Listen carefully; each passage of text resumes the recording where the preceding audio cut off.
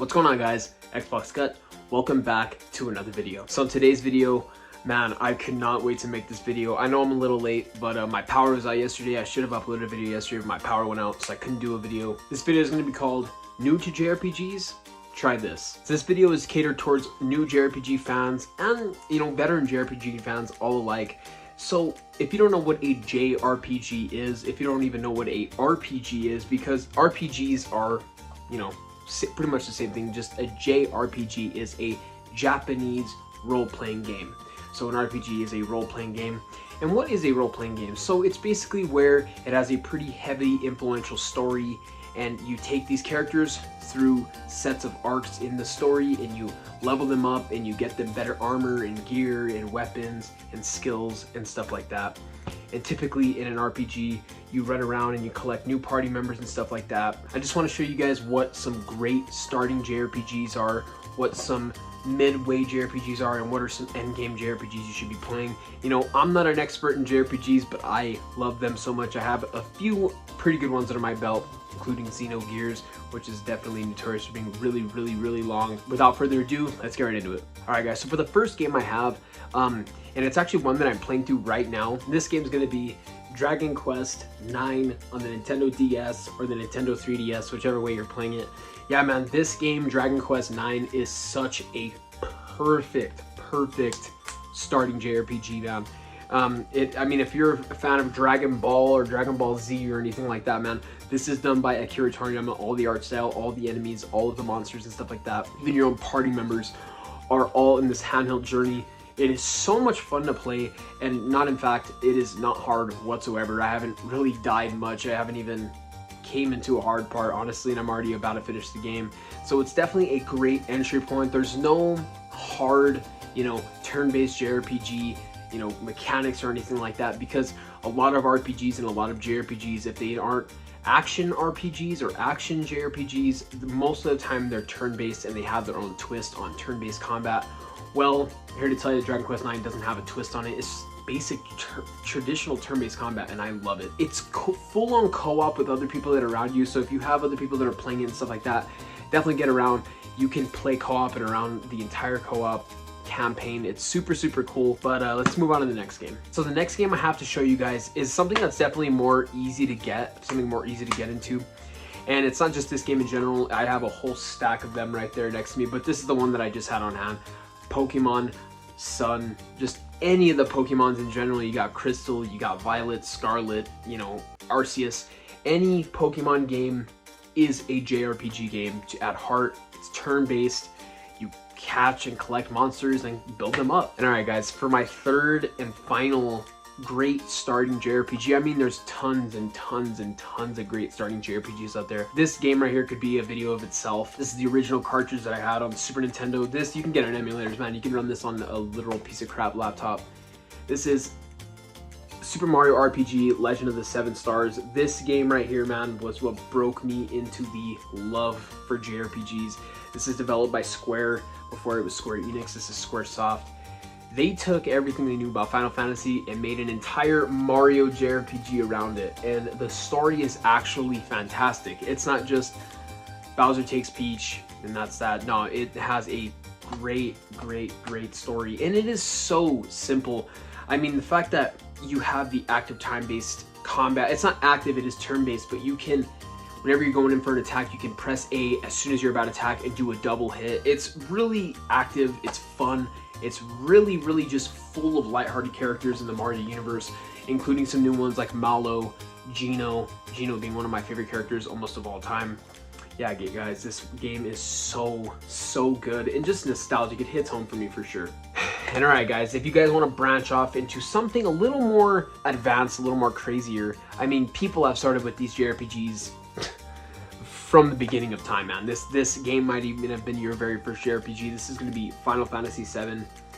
And I'm not even talking about Final Fantasy VII. We're talking Final Fantasy 5 and 6, 7, 8, 9, and I also have Final Fantasy Tactics, but that's not a JRPG. It's actually a strategy RPG. But yeah, guys, this series, if you're new to Final Fantasy and stuff like that, you don't know much about it.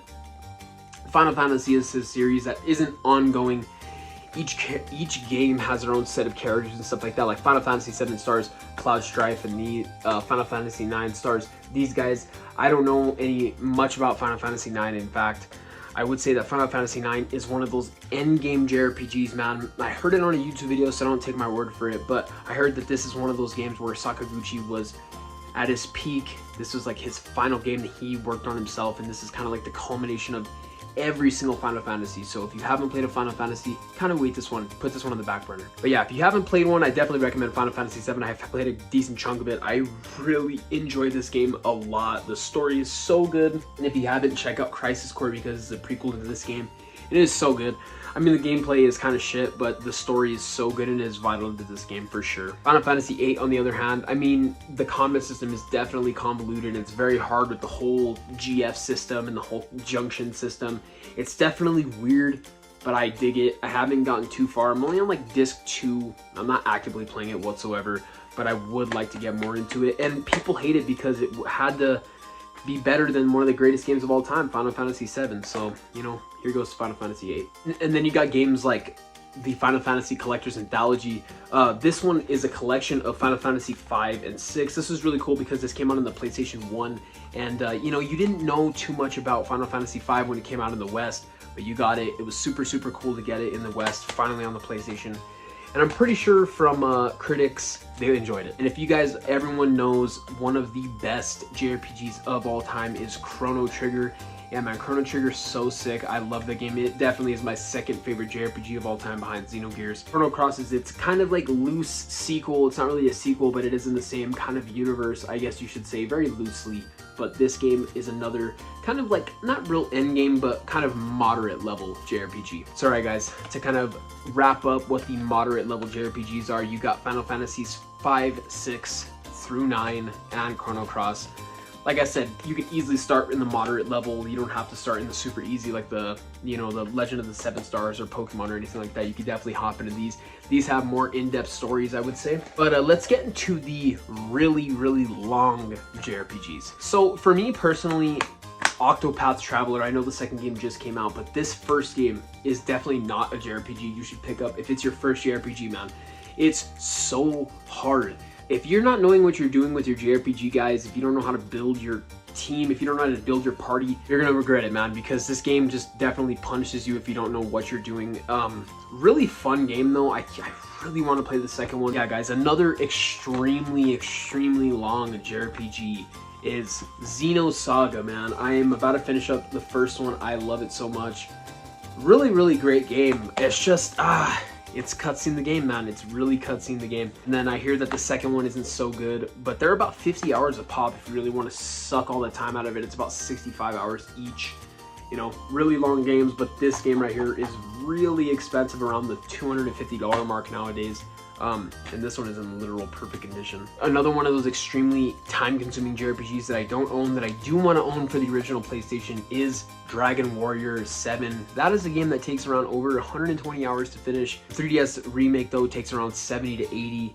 A lot more manageable than 120 though. Xenogears took me around 80, so yeah, man, these are more the extreme level JRPGs to kind of go through it. I said Xenogears, Xenosaga 1, 2, and 3, Octopath Traveler, and Dragon Warrior 7, or Dragon Quest 7 in the West. Yeah, guys, if you guys aren't satisfied with the whole JRPG turn-based combat, there is a whole line of tactics games, guys.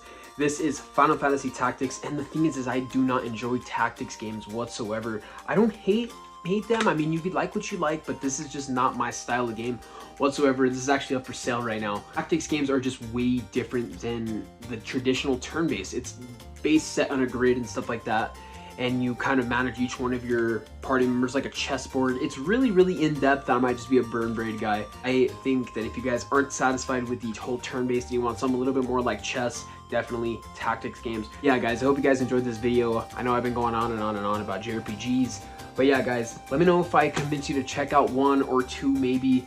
Are you a veteran? Are you a newcomer? Let me know if I convinced you.